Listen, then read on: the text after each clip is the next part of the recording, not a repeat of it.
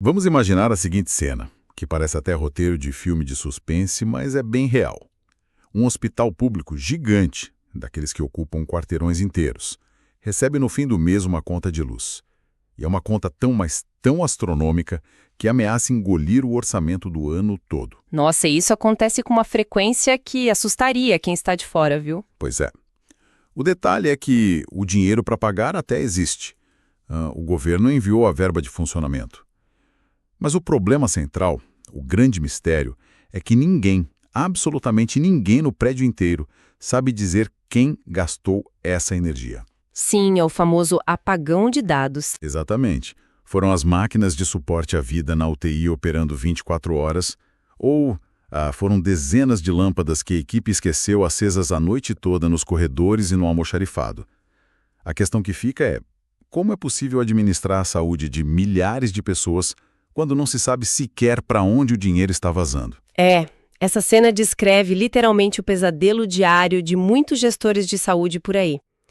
Porque existe uma ilusão muito forte, né? Uma ilusão de que a gratuidade na porta de entrada do hospital significa a ausência de custos. Total. A pessoa entra, é atendida e pronto. Exato. O paciente entra, recebe o atendimento, bota o gesso, pega a medicação e vai embora para casa sem colocar a mão no bolso.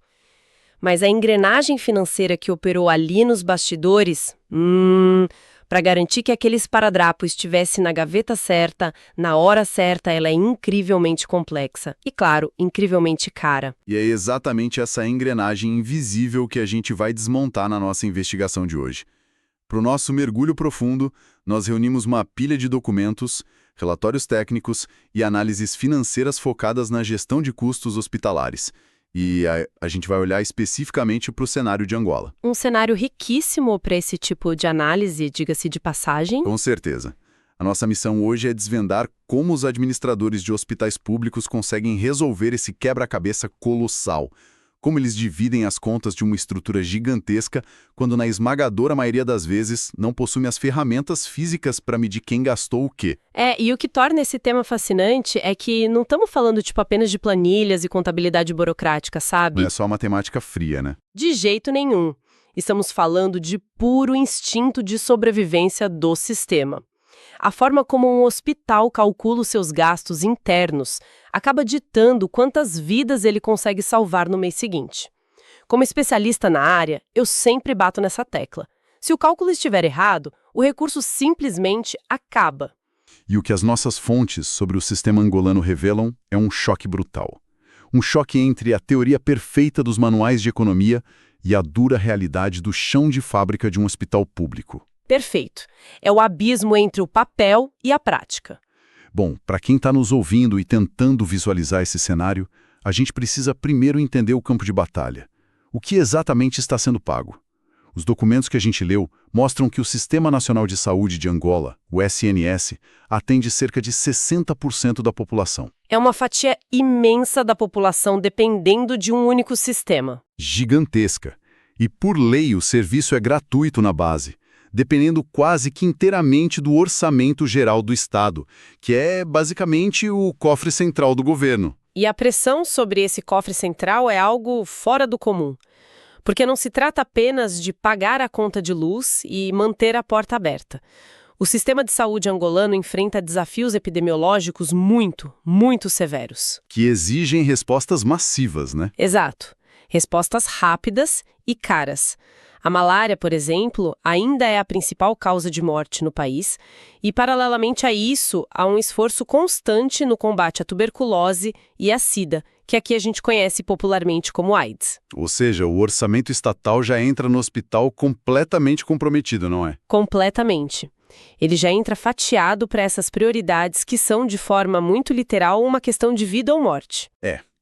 E com um cenário tão apertado assim, cada centavo que escorre pelo ralo da ineficiência é, na prática, um teste rápido de malária a menos lá na ponta da linha. É exatamente assim que o gestor precisa pensar. Lendo os relatórios, eu notei que a primeira atitude da gestão para tentar colocar uma coleira nessa montanha de gastos é separar tudo em duas grandes caixas, os custos diretos e os custos indiretos. Deixa eu ver se eu peguei a lógica direito. O custo direto seria aquele gasto que tenha digamos, nome e sobrenome atrelado a ele, certo? Isso, aham. Tipo uma prótese de joelho para o paciente do leito 4 ou um exame de sangue específico para diagnosticar malária em alguém. Perfeito. Eu costumo dizer que o custo direto é o sonho de qualquer contador. Porque é fácil de achar. Exatamente. Ele é totalmente rastreável. A relação de causa e efeito é inegável ali. Se o médico prescreve um antibiótico X para tratar a infecção do paciente Y, aquele medicamento saiu da farmácia e foi direto para a conta daquele atendimento específico. A matemática fecha bonitinha. Sem muito mistério. Nenhum. O verdadeiro abismo financeiro começa mesmo quando a gente tenta mapear a outra caixa, a dos custos indiretos. Pensando em uma analogia para quem nos acompanha, se o hospital fosse uma grande obra em construção, os custos diretos seriam os tijolos, Boa analogia. né? Se eu estou levantando a parede da sala de cirurgia, eu consigo contar exatamente quantos tijolos foram usados ali. É físico, eu estou vendo. Mas o custo indireto seria tipo a betoneira de cimento gigante que fica lá no térreo. Aquela que fica ligado o dia todo. Isso. Fica ligada misturando massa para todos os andares da obra ao mesmo tempo. Todo mundo desce lá, pega um pouco de cimento, mas no fim do dia, ninguém sabe ao certo qual andar usou mais massa. Genial. É bem por aí mesmo. E a betoneira hospitalar, ela assume várias formas diferentes. É o serviço de limpeza, que higieniza desde a diretoria administrativa até a sala de emergência. É a lavanderia industrial. A segurança na porta. Sim, a segurança e, principalmente, a conta monumental de água e energia elétrica. Todos os setores precisam desses serviços básicos para funcionar, mas tentar isolar o consumo exato da pediatria em relação ao da ortopedia É quase impossível. é um desafio Hércules. Mas aqui me surge uma dúvida muito prática, e eu fiquei bem intrigado com isso lendo o material. Os documentos mencionam que o orçamento de funcionamento, que eles chamam de OPEX, já é repassado pelo Estado. Certo. Então, se o dinheiro paga a conta de água, para a luz, para pagar os salários da administração já está garantido pelo governo, para manter a rede operando, por que um diretor de hospital deveria perder noites de sono tentando descobrir qual andar gastou mais cimento da betoneira? Não seria mais fácil simplesmente pagar o boleto no fim do mês e focar só nos pacientes? Olha, pagar o boleto cegamente é o caminho mais rápido e direto para o colapso do sistema de saúde. Sem exagero. Sério? Mas o dinheiro não tá lá? Tá, mas veja bem. Se um gestor não faz ideia de como e onde os recursos estão sendo consumidos dentro do seu próprio prédio, ele perde completamente a capacidade de planejamento. Sem rastrear esses custos indiretos, o hospital não consegue identificar ineficiências crônicas. Os vazamentos que a gente falou. Exato. Pode haver um vazamento financeiro gigantesco lá no setor de lavanderia por causa de uma máquina velha ou um desperdício absurdo de insumos na parte administrativa e o diretor simplesmente nunca vai saber. Ele só vai ver a conta zerada depois. Isso, ele vai apenas notar que o dinheiro do Estado acabou na metade do ano e que, de repente, estão faltando remédios básicos. Entender esse custo interno é o que permite modernizar a gestão, sabe? É o que faz esticar o orçamento para conseguir atender mais pessoas usando exatamente a mesma quantia de dinheiro. Faz todo sentido. Para evitar que o hospital vire um buraco negro financeiro, cada departamento precisa assumir a responsabilidade pela sua fatia de consumo, né? E pelo que eu vi, é aqui que a contabilidade introduz a chamada arte do rateio. A famosa arte do rateio. Pelo que eu entendi das análises, o rateio é basicamente a regra do jogo para dividir a conta dessa betoneira de cimento. É pegar esse custo indireto massivo e fatiá-lo de uma forma lógica entre as áreas que realmente prestam o serviço direto ao paciente. Como o bloco operatório, a maternidade, o pronto-socorro. Exato. É isso mesmo. O rateio é a espinha dorsal de toda a contabilidade analítica. O grande salto de qualidade na gestão ocorre quando os hospitais deixam de usar sistemas preguiçosos, onde se divide tudo igualmente, e passam a tentar implementar metodologias mais justas. Como aquele custeio baseado em atividades, que o texto cita, o sistema ABC. O sistema ABC. A premissa dele é brilhante na teoria. Ele diz que os produtos e serviços não consomem custos do nada, eles consomem atividades. E são essas atividades que acabam consumindo os recursos financeiros. Portanto, o gestor precisa de critérios muito específicos para fazer essa divisão de forma justa. E lendo sobre esses critérios, o primeiro impulso parece ser usar o espaço físico da coisa toda. É o que as fontes chamam de critérios estruturais. Se a gente pensar em um hospital como uma grande república de estudantes universitários, dividir a conta pelo espaço faz muito sentido para algumas coisas. Totalmente. Tipo, se a área de internação ocupa 30% do prédio inteiro, então é justo que ela pague 30% do custo do aluguel, da manutenção predial, da equipe de limpeza. A lógica é, quem tem o quarto maior na república paga mais pela faxina. E funciona perfeitamente para serviços estruturais, porque a sujeira no chão ou o desgaste do piso tendem a ser proporcionais aos metros quadrados. Mas o espaço não resolve tudo, né? O quarto maior da República não necessariamente come mais comida ou suja mais roupas que o quarto menor. O cara do quarto pequeno pode ser o mais bagunceiro. Exatamente. É por isso que os hospitais precisam cruzar os metros quadrados com os critérios de apoio clínico, que aí sim vão focar no volume e no peso real do que está sendo produzido. Então, no caso da lavanderia, em vez de olhar para o tamanho do setor, o gestor vai olhar para a balança. Isso. O setor de lavagem não quer saber o nome do paciente. Ele simplesmente pesa a montanha de roupa suja que chega. Se a maternidade mandou 500 quilos de lençóis sujos no mês e a ala psiquiátrica mandou só 50 quilos, o custo operacional de usar as máquinas, a água e o sabão é repassado proporcionalmente a esse peso. A matemática começa a ficar mais justa. E a mesma coisa vale para o setor de nutrição, por exemplo. O custo total da cozinha é dividido pelo número exato de refeições que foram servidas para cada aula. A contabilidade vai cercando o problema por todos os lados. Mas e quando a gente chega nos serviços que são puramente humanos? Tipo o setor de TI consertando computadores ou a área de recursos humanos cuidando da folha de pagamento. Aí a gente entra nos critérios baseados em tempo e quantidade. Na TI ou na equipe de manutenção, usa-se muito a métrica de homem-hora. Certo. Pensa assim, se um técnico de informática passa 20 horas no mês configurando a rede de computadores da UTI, mas gasta apenas 2 horinhas lá no ambulatório, o salário e os custos indiretos desse técnico são rateados proporcionalmente por esse tempo dedicado. Ah, entendi. E o RH? Já o custo gigantesco do RH é diluído usando headcount. Ou seja, o número de funcionários que estão lotados em cada um dos departamentos. Quem tem mais funcionário, dá mais trabalho para o RH, então paga mais dessa conta. Faz sentido. E ainda tem a questão dos equipamentos pesados. Como é que se divide a conta, por exemplo, da manutenção de uma máquina de ressonância magnética que custa milhões? As análises detalham o uso da utilização técnica, medindo o que eles chamam de horas-máquina. Isso é crucial em hospitais de alta complexidade. Sim, porque no centro cirúrgico, o custo daquela sala ultra-equipada, cheia de focos de luz fortes, gases medicinais, equipamentos de monitoramento, tudo isso é cobrado do departamento cirúrgico com base nas horas exatas de ocupação de cada cirurgia. Voltando à sua analogia da República de Estudantes, o rateio bem feito é o esforço máximo do administrador para evitar que o morador que só usa um abajur de noite acabe pagando a mesma coisa da conta de luz do morador que deixa o ar-condicionado no máximo o dia inteiro. É o fim do subsídio injusto. O objetivo central é exatamente eliminar esse subsídio cruzado indesejado.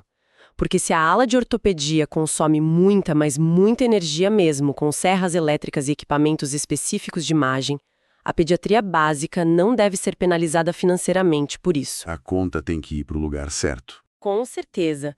A precisão na atribuição de custos é o que permite ao hospital cobrar o valor justo de convênios quando tem alas mistas ou prestar contas bem rigorosas ao Ministério da Saúde sobre o uso correto da verba pública. Mas olha só, aqui é que o roteiro da nossa análise de hoje dá uma guinada bem dramática, e é a parte em que eu fiquei mais fascinado com o material. Porque, no papel, essas metodologias todas de rateio, medir horas máquinas, pesar quilos de lençóis, calcular metros quadrados, tudo isso parece a perfeição corporativa. É o cenário ideal. Só que, para fazer isso funcionar de verdade, o hospital precisa ter uma infraestrutura de coleta de dados quase digna da NASA. E os relatórios sobre os hospitais públicos em Angola nos dão um verdadeiro banho de água fria.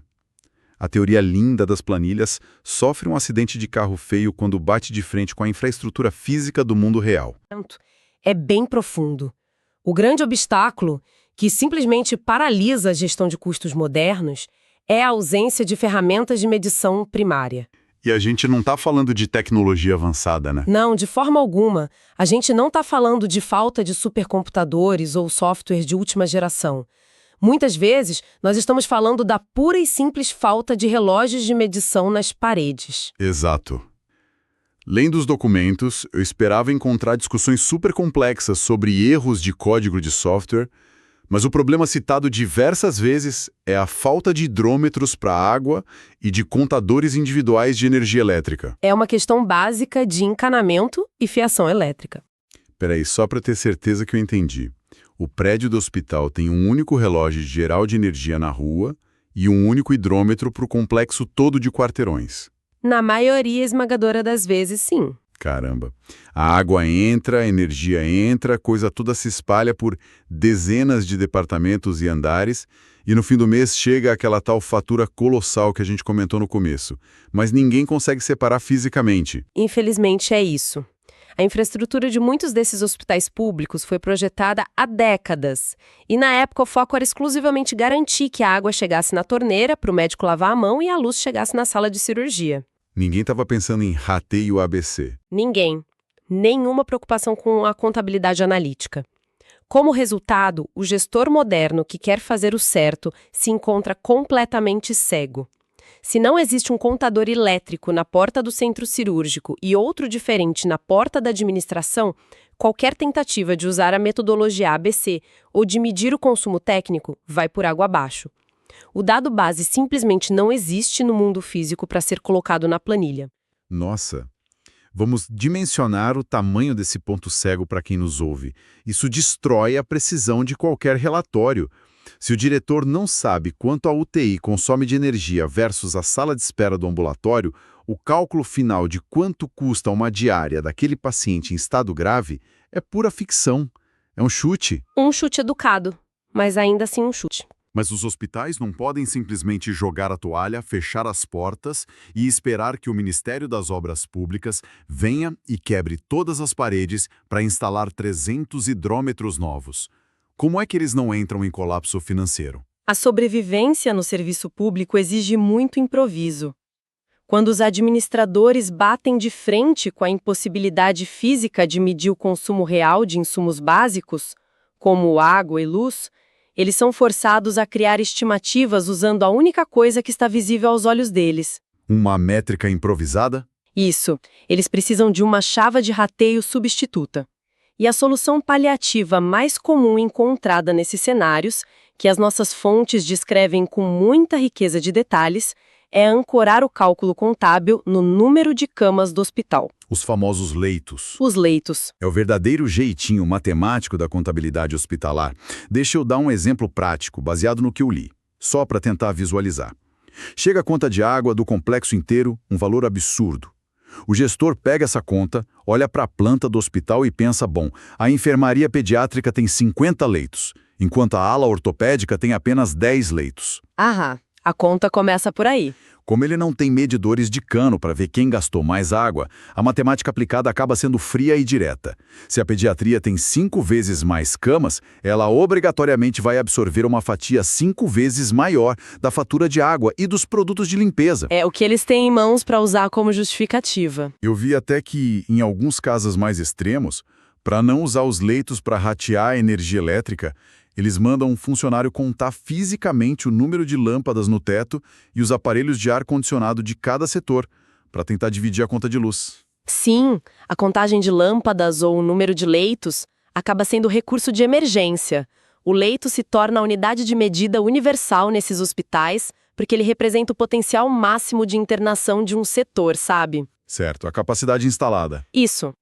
A lógica por trás do jeitinho é, se há mais camas naquele corredor, presume-se que há mais pacientes, logo haverá mais banhos, mais consumo de água, mais circulação de ar, mais familiares usando os banheiros. É uma correlação muito lógica de volume. Entendo a lógica do volume. Mas, me desculpe, eu preciso levantar uma bandeira vermelha aqui. Pensando criticamente sobre isso, usar o número de leitos como regra geral para tudo me parece uma armadilha perigosíssima. E é. Você está certíssimo. Porque vamos imaginar dois cenários dentro desse mesmo hospital que a gente está falando. De um lado, a gente tem um único leito de UTI. Esse leito tem um respirador artificial potente ligado ininterruptamente, monitores multiparamétricos bipando, bombas de infusão contínua de medicamentos, colchões térmicos, um maquinário pesado. Um consumo energético altíssimo. Gigante. Agora, do outro lado do corredor, temos uma enfermaria de recuperação básica com 5 leitos, onde os pacientes recém-operados de uma apendicite simples estão apenas deitados, repousando, lendo um livro com a luz do dia que entra pela janela. A diferença é brutal. Aquele único leito de UTI, sozinho, consome infinitamente mais energia elétrica, gases medicinais e atenção indireta de limpeza do que as 5 camas juntas da enfermaria básica. Se o rateio é feito apenas contando as camas, como você explicou, essa matemática não acaba punindo injustamente os setores mais simples e, pior, escondendo o custo verdadeiro dos setores de alta complexidade? O seu raciocínio aponta exatamente no centro da falha estrutural desse modelo estimado. A distorção financeira que isso causa é colossal. Essa chave de rateio baseada puramente em leitos cria um mascaramento contábil muito grave. Na prática, a enfermaria básica de baixa complexidade acaba pagando a conta de luz da UTI. Que loucura! E isso tem ramificações profundas, viu? Quando o custo real da alta complexidade fica camuflado no meio das planilhas, as decisões estratégicas do governo passam a ser tomadas com base em dados fantasmas. O impacto disso numa escala nacional de políticas públicas deve ser assustador, porque se o ministro da Saúde olha para o relatório do final do ano e acha que manter uma UTI custa muito menos do que a realidade manda, ele pode simplesmente ir lá e autorizar a construção de 3 novas UTIs no interior do país, achando que o orçamento atual suporta a novidade. E aí, no meio do ano seguinte... O dinheiro acaba e os hospitais quebram. Ficam sem luva, sem seringa. Perfeitamente. É o efeito dominó. O planejamento em saúde pública depende de previsibilidade real. Sem a régua certa de medição, o gestor planeja o futuro no escuro. O uso de estimativas por leito resolve aquele fechamento da planilha de Excel no fim do mês para prestar contas, claro. Para ninguém ser demitido. Sim, mas cria uma bomba relógio a longo prazo para o sistema. E é justamente o reconhecimento urgente dessa deficiência crônica que tem levado as instituições angolanas a buscarem ajuda externa e, claro, novas ferramentas de modernização. E as nossas fontes abordam bastante essas rotas de fuga. Há um esforço muito claro lá para sair dessa contabilidade de sobrevivência do jeitinho. Os textos citam um trabalho de empresas de consultoria especializadas, como a Altenzea e a Planisa, que realizam workshops intensivos dentro do país para capacitar os gestores locais. E isso é fundamental. O foco, pelo que vi, é ensinar as equipes a enxergarem essas distorções invisíveis que a gente acabou de discutir e tentarem aplicar métricas um pouco mais inteligentes, mesmo dentro dessas limitações terríveis de infraestrutura. Capacitação humana é o primeiro e mais importante passo, mas eu diria que o divisor de águas real nesse cenário é a tecnologia. A grande aposta atual do setor é a implementação de sistemas integrados de gestão, os famosos ERPs. Aos softwares de gestão integrados. Isso. Os documentos destacam muito o papel de plataformas de software como o KHIS, desenvolvido pela ITEST, que começam a digitalizar de verdade o ambiente hospitalar público em Angola. O software, obviamente, não vai lá instalar canos novos de água nem fios elétricos nas paredes. Seria bom se fizesse, né? Seria incrível. Mas já que ele não faz isso, ele ataca o problema cruzando os dados de uma forma tão complexa que acaba substituindo, em grande parte, a necessidade daquele medidor físico lá na parede. Mas como assim? Como se o software criasse um medidor virtual? Eu fiquei bem curioso sobre a mecânica disso quando estava lendo. Porque se não há o bendito relógio de luz na porta da UTI, como um software de computador resolve a falta do dado físico da energia? É fascinante. O cruzamento de dados puramente clínicos com os dados financeiros acaba criando uma aproximação incrivelmente precisa. Pense no prontuário eletrônico do paciente, aquele que o médico preenche no tablet. Certo, o histórico todo dele. Isso. Quando o sistema está todo integrado, o ERP sabe exatamente em qual leito físico o paciente X está deitado. Sabe a hora exata que ele entrou no centro cirúrgico e a hora, no minuto, que ele saiu de lá. Sabe quais e quantos medicamentos a farmácia dispensou especificamente para o código daquele paciente. Sabe até a escala de horas dos enfermeiros que o atenderam naquele turno. O rastro digital completo. Escrito no prontuário, e as horas da equipe técnica atrelada àquele atendimento específico, o algoritmo consegue calcular um peso de consumo muito mais refinado para aquele paciente. Agora a ficha caiu. Então, em vez do administrador pegar a fatura de eletricidade e simplesmente dividir pela quantidade de camas, igual a gente falou, o software divide o valor com base no tempo total que as salas de alta complexidade ficaram operando, segundo os próprios registros médicos do sistema. Exatamente. A informação clínica dita a divisão do custo financeiro. O buraco negro financeiro vai diminuindo porque você cerca o paciente de dados por todos os lados. É quase impossível um custo grande escapar quando tudo que acontece com o paciente gera um evento no sistema. Que inteligência. A integração permite que o hospital consiga finalmente enxergar a jornada do paciente, não só clinicamente, mas financeiramente. É claro que ainda haverá alguma margem de erro na conta geral de água, já que não tem o hidrômetro. Mas o rastreio milimétrico de todo o resto, horas médicas, insumos caros, quilos de roupa na lavanderia registrados digitalmente, reduz aquela distorção das camas a um problema bem secundário. Deixa de ser o principal fator de quebra do orçamento para ser só um pequeno desvio estatístico. Muito bom. Bom, para recapitularmos o mapa dessa nossa investigação de hoje para quem nos acompanhou até aqui, nós começamos olhando para um cenário de extrema pressão.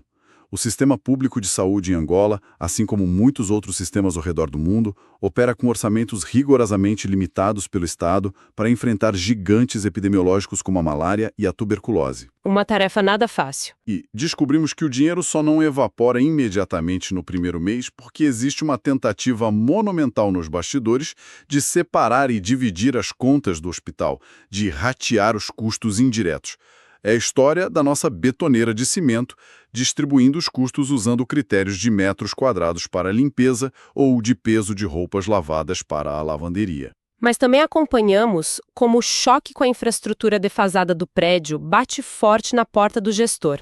A completa ausência de medidores de água e energia por setor força esses administradores a buscarem saídas de emergência. O famoso jeitinho. O jeitinho. Como usar o número de leitos de cada enfermaria para dividir a fatura da luz. E, eu acho que a gente deixou bem claro como essa distorção, que faz uma cama de repouso básico subsidiar o custo altíssimo de um leito de UTI, prejudica a capacidade do Estado de planejar a saúde a longo prazo. Sem dúvida. E que a solução passe inevitavelmente por cruzar dados clínicos e financeiros através de softwares de gestão muito robustos, como os ERPs. Sabe, é uma dinâmica que altera completamente o jeito que quem está nos ouvindo provavelmente vai enxergar um hospital público a partir de hoje. A assistência médica gratuita na porta de entrada não é fruto de mágica. É uma máquina financeira pesada que exige um controle milimétrico. Se não houver uma forma de medir e ratear para onde a energia, a água e as horas de trabalho da equipe estão fluindo, o recurso precioso que deveria comprar vacinas, antibióticos e curativos acaba sendo dissolvido invisivelmente pelas paredes do prédio. Perfeito. A boa gestão hospitalar, que é garantida por esses sistemas de dados e por rateios justos, ela atua de forma muito preventiva. Eu diria que ela protege o estoque da farmácia antes mesmo que o paciente chegue precisando desesperadamente do remédio. É impressionante, e isso nos traz de volta a nossa percepção do próprio serviço público como um todo. Nós naturalizamos o atendimento gratuito, o que é ótimo e é um direito, mas a gente esquece completamente da matemática da sobrevivência que roda nos bastidores para que a luz não apague. A conta sempre chega, em algum lugar. Sempre chega. E para fechar a nossa análise de hoje, eu quero deixar um pensamento meio provocativo para os nossos ouvintes. Se orçamentos bilionários de hospitais públicos, decisões financeiras que literalmente decidem quem vai ter acesso a um tratamento ou não, muitas vezes ainda dependem de estimativas imprecisas e improvisadas, como simplesmente contar o número de camas num corredor por falta de um hidrômetro, É de se pensar. quantas outras ineficiências ocultas, decisões políticas equivocadas e gastos fantasmas não estão moldando a qualidade da educação pública, do transporte urbano e da segurança que usamos todos os dias, simplesmente porque a nossa sociedade ainda não instalou a régua certa para medir o que realmente importa? Fica aí a reflexão para todo mundo. Muito obrigado por desvendar esses relatórios comigo hoje. Foi um prazer. Até a próxima. Obrigado a quem nos acompanhou e até a nossa próxima investigação.